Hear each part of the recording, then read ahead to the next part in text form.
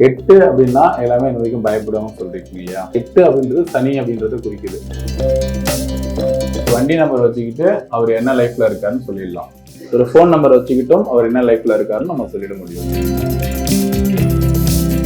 So நம்பர்னு வரும்போது கிரகம் வந்துடுது. ஸோ அதனால எந்த கிரகமும் நல்லதும் அது கெட்டதும் பண்ணது. 8 யாருக்கெல்லாம் வந்து பார்த்தீங்கன்னா குறைவான யோகம் தரும் இல்லை பிரச்சனையை தரும் அப்படின்னா, ரெட்ரோ ஆன்மீகம் நேயர்களுக்கு வணக்கம். நான் உங்கள் சௌபர்ணிகா.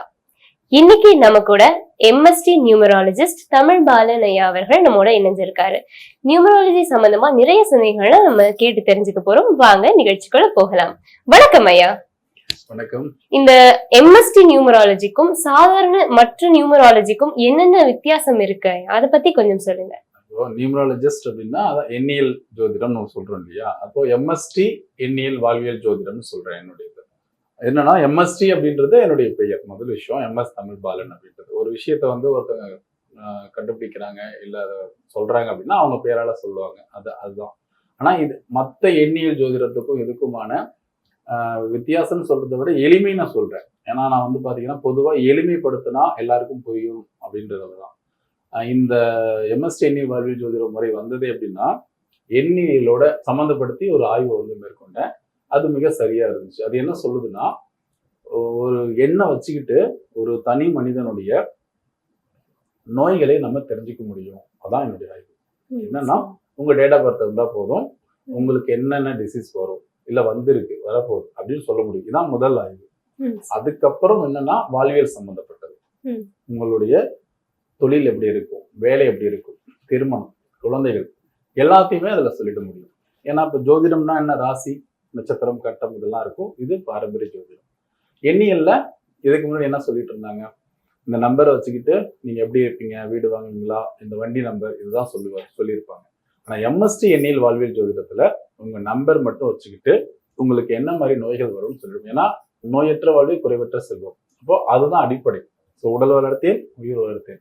அப்போ மருத்துவமும் ஜோதிடமும் இணைஞ்சு உருவாகிற ஒரு இடமா இந்த எம்எஸ்டி எண்ணியல் வாழ்வியல் ஜோதிடத்தை நான் பாக்குறேன். அதுதான் நான் முழுமையா இப்போ பண்ணிட்டு இருக்கேன். சார், இப்ப வந்து நீங்க சொன்னீங்க இந்த நம்பர்ஸை வச்சு நம்ம எல்லாத்தையுமே சொல்ல முடியும் அப்படிங்கிற மாதிரி இல்லையா?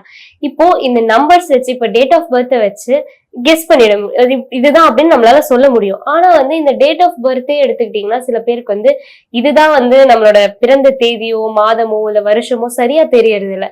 அப்ப அவங்களுக்கு எல்லாம் எப்படி சார்? டேட் ஆஃப் பர்த் இருந்துச்சுன்னா நான் டிசீஸ் சொல்ல முடியும்.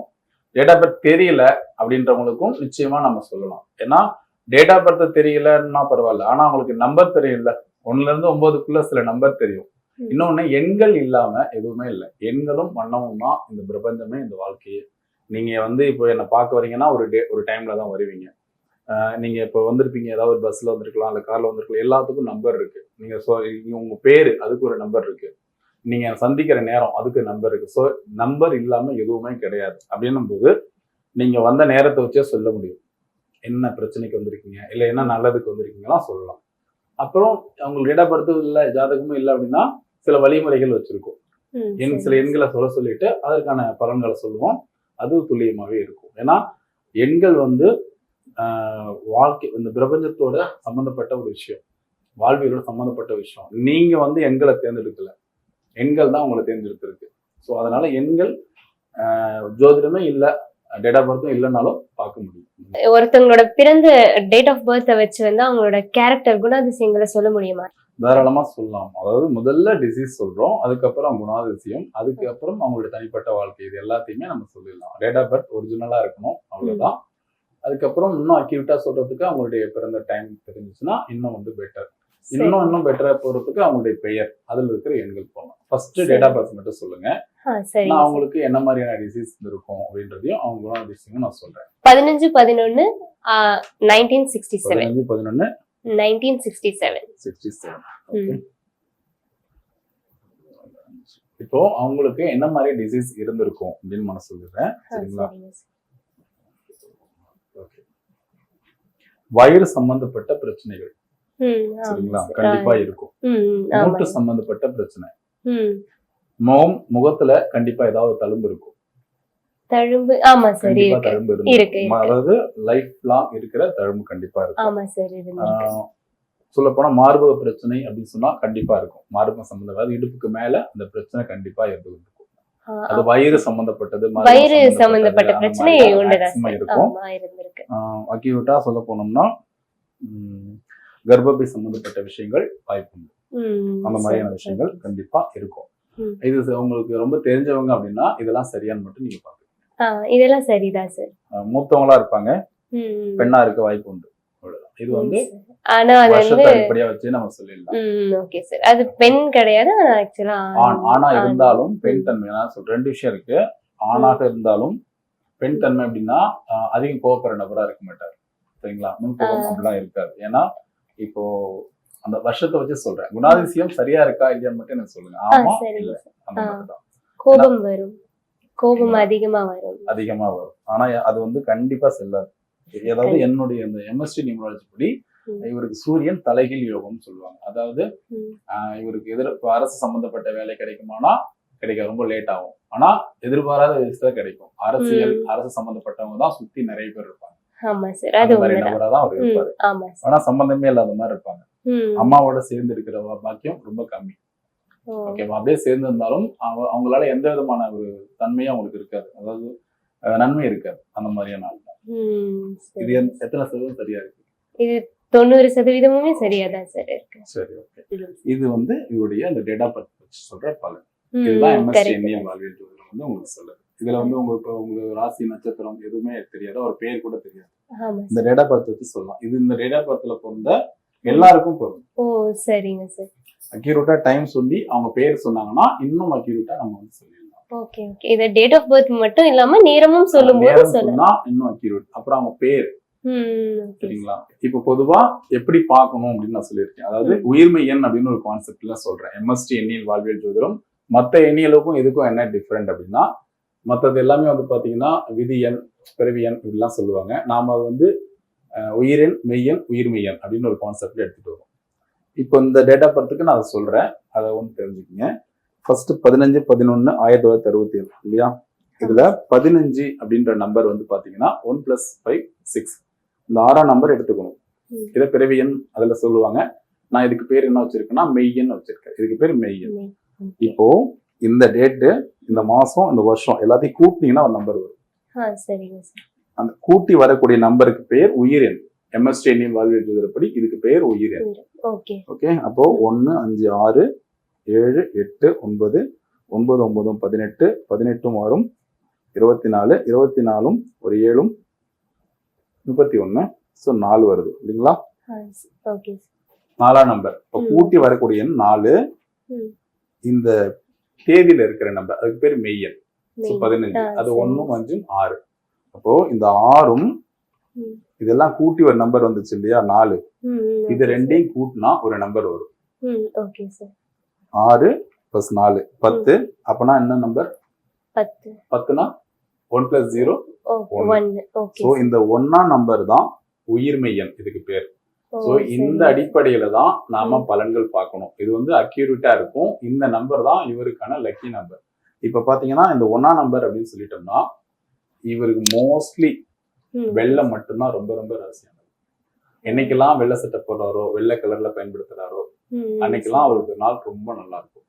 நீங்க ரொம்ப தெரிஞ்சவர்னா செக் பண்ணிக்கோங்க. வெள்ளை அப்படின்றது. இன்னொன்னு, இந்த நபர் வந்து கண்டிப்பா மத்தவங்களுக்கு உதவி செய்யறது ஆர்வம் இருக்கும். ஆனா ஒருத்தொத்த கேட்கறதுக்கு தயக்கமா இருக்கும். வாய் விட்டு கேட்கவே மாட்டாரு. எனக்கு இது வேணும் அப்படின்னு சொல்லி கேட்கவே மாட்டாரு அந்த நபர். சோ இதுதான் அதோடைய பலன். அப்போ உயிர்மை எண் கான்செப்ட் புரிஞ்சுதா? ஓகேவா? மத்ததெல்லாம் வெறும் பிறந்த தேதியை மட்டும் வச்சு பார்க்கணும். எம்எஸ்டி எண்ணியல் வாழ்வியல் ஜோதிடம் பிறந்த தேதி, அப்புறம் பிறந்த தேதி, மாதம், வருடம் இந்த 3ஐயும் கூட்டி வரக்கூடிய எண். இது ரெண்டையும் கூட்டினா ஒரு நம்பர் வரும். அது உயிர்மை எண். ஸோ பிறந்த தேதினா மெய் எண், எல்லாத்தையும் கூட்டி வரக்கூடியது உயிர் எண். இது ரெண்டையும் கூட்டினா வரக்கூடியது உயிர்மை எண். சரிங்களா? இந்த உயிர்மை எண் அடிப்படையில நீங்க உங்க நம்பரை வச்சுக்கிட்டு பலன்கள் பாத்தீங்கன்னா அக்யூரேட்டா இருக்கும்னு சொல்றேன். Okay sir. இந்த உயிர்மை எண் பேஸ் பண்ணி பார்க்கிறது மூலமா மெயின் கான்செப்ட். அதுக்கப்புறம் இதுல யோகம், தலைகீழ் யோகம், அந்த மாதிரி நிறைய விஷயங்கள்லாம் இருக்கு. வெறும் எண்கள். இப்ப நீங்க சொன்னது வந்து 90% மேலேயே வந்து சரியா இருந்துச்சு சார். அப்போ இது வந்து இன்னுமே வந்து இதுக்கு இப்ப ஆக்சுவலா வந்து இந்த டேட் ஆஃப் பர்த் மட்டும் வச்சுதான் வந்து எதுவுமே சொல்ல முடியுமா சார்? இதை தவிர்த்து இப்ப சப்போஸ் டேட் ஆஃப் பர்த் விட்டுருங்க, இப்போ அவங்க கார் யூஸ் பண்ணுவாங்க, இல்ல பைக் யூஸ் பண்ணுவாங்க, இல்ல அதனோட நம்பர், இல்ல வீட்டு நம்பரே கூட வச்சுக்கோங்க சார்.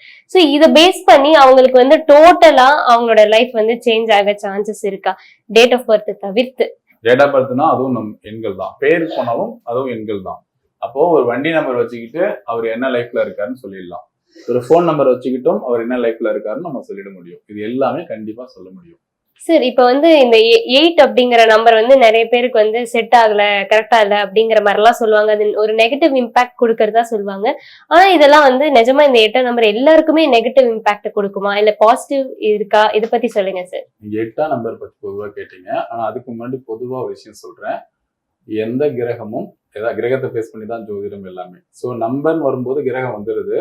ஸோ அதனால எந்த கிரகமும் நல்லதும் பண்ணது கெட்டதும் பண்ணது. அது வேலையை மட்டும்தான் பண்ணும். அதோடைய கடமையை தான் பண்ணும். 8 அப்படின்னா எல்லாமே இது வரைக்கும் பயப்படுவாங்கன்னு சொல்லிருக்கீங்க இல்லையா? அதிகமா அது பயப்படுறதுக்கான ஒரு காரணம் வேணா சொல்லலாம். 8 அப்படின்றது சனி அப்படின்றது குறிக்குது.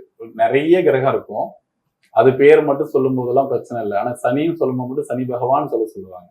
சனின்னு சொல்லக்கூடாதுன்னு சொல்லுவாங்க. அந்த அளவுக்கு எல்லாருக்கும் சனினால என்னது ஒரு பயம் நேச்சுரலாவே இருக்கும். அப்போ ஒரு பொருள் வந்து நீங்க சாப்பிடுறீங்க, லட்டு அப்படின்னு சொன்னீங்கன்னா ஸ்வீட் ஞாபகம் வந்து எச்சில் வருதா? அப்ப 8ன்னு சொல்லும் போது அதோட தன்மை கண்டிப்பா வேலை செய்யும். அப்போ அதோட தன்மையா முதல்ல பயம் வருது. ஆனா பயப்பட வேண்டிய அவசியமே கிடையாது. ஏன்னா சனிக்குரிய தன்மைன்னு பாத்தீங்கன்னா நேர்மையா இருக்கணும். தப்பு செய்யலைன்னா பயம் வேண்டாம். அப்ப பிரச்சனை என்ன, ஏதோ ஒரு தப்பு நடந்திருக்கு அப்படின்னு நம்ம புரிஞ்சுக்கலாம். இப்போ அதுவும் இல்லாம கொஞ்சம் லேட்டா இருப்பாங்க, ரொம்ப சோம்பேறித்தனமா இருப்பாங்க. 8 அப்படின்றது 8ஆம் நம்பர் வீடு அப்படின்னு பாத்தீங்கன்னா மேக்சிமம் 8ஆம் நம்பர் வீட்டுல நீண்ட நாளா ஒரு நோய் இருக்கிற ஒரு நபர் கண்டிப்பா இருப்பாங்க. இப்போ வீட்டு நம்பர் 48 வச்சுக்கோங்க, கண்டிப்பா அங்க ஒரு நோய் வாய்ப்பட்டவர் கண்டிப்பா இருப்பாரு. அது நல்லதுதான். சப்போஸ் நோய் வாய்ப்படலை அப்படின்னா நிச்சயமா பெரிய கடனாளியா இருப்பாரு. இது ரெண்டுல ஏதாவது ஒண்ணு இருக்கும். சோ அதனால 8 அப்படின்றதுக்கான நம்பர் இது. அந்த மாதிரி ஒவ்வொரு எண்ணுக்குமே அந்த மாதிரி இருக்கு. எந்த ஒரு எண்ணும் நல்லது கெட்டதெல்லாம் இல்லை, அதோடைய கடமையை அது நிச்சயமா செய்யும். அதனால 8 வந்து பயப்பட வேண்டிய நம்பர் கிடையாது. இன்னும் பாத்தீங்கன்னா அது இன்ஃபினிட்டியா நீங்க பார்க்கலாம். ஏன்னா நான் என்ன சொன்னேன், நம்பர்ஸ் அதுதான் முக்கியத்துவம். அதுக்கப்புறம் வண்ணங்கள், அதுக்கப்புறம் வந்து சிம்பிள்ஸ்ன்னு சொல்றேன். எல்லாருமே வந்து சிம்பிள்ஸ் பேஸ் பண்ணி தான் இருக்கும். நம்ம இப்போ சிக்னல் நிக்கிறோம், அந்த சிக்னல் நம்மகிட்ட பேசாது. நீங்க வந்து ரெட் போட்டா என்ன பண்ணுவீங்க? நிக்கணும். கிரீன் போட்டா கிளம்பணும். சோ இது வந்து அது நம்மகிட்ட பேசுச்சா? அந்த சிம்பிள் இதை சொல்லுதுன்னு நம்ம சொல்றோம். அப்ப 8 நம்ம எப்படி பார்க்கணும்னு இருக்கு. நீங்க நேரா பார்த்தா 8, இப்படி போட்டா இன்ஃபினிட்டிவ். சோ நம்ம எப்படி சிம்பிளாவும் பாத்தீங்கன்னா அது வேற மாதிரி இருக்கும். அதனால யாருக்கு பாதகம் யாருக்கு சாதகமும் கிடையாது. பட் ஆனா நம்ம இப்போ எண்ணியலா பார்த்தோம் அப்படின்னா வச்சுக்கோங்களேன், 8 யாருக்கெல்லாம் வந்து பாத்தீங்கன்னா குறைவான யோகம் தரும், இல்ல பிரச்சனையை தரும் அப்படின்னா 1ஆம் தேதி பிறந்தவங்களுக்கு, 9ஆம் தேதி பிறந்தவங்களுக்கு, இல்லாட்டி நான் சொன்ன MST எண்ணியல் வாழ்வியல் ஜோதிடப்படி 1, 9 எண்ணுக்குரியவங்களுக்கு 8 அப்படின்றது கொஞ்சம் சிக்கலானதுதான். கொஞ்சம் சிக்கலானதுதான். அதுலயும் வந்து 9ஆம் தேதி பிறந்தவங்களுக்கு எல்லாம் ரொம்ப பெருசாலாம் சிக்கல் கொடுக்காது. 1, 8 அப்படின்றது மட்டும் கொஞ்சம் நீயா நானா அப்படின்ற மாதிரியான இருக்கும். 1ஆம் தேதி பிறந்தவங்க 8ஆம் தேதி பிறந்தவங்க நண்பர்களா இருந்தாங்க அப்படின்னா கொஞ்சம் கடினமா நீயா நானா அப்படின்ற மாதிரி இருப்பாங்க. அவ்வளவுதான்.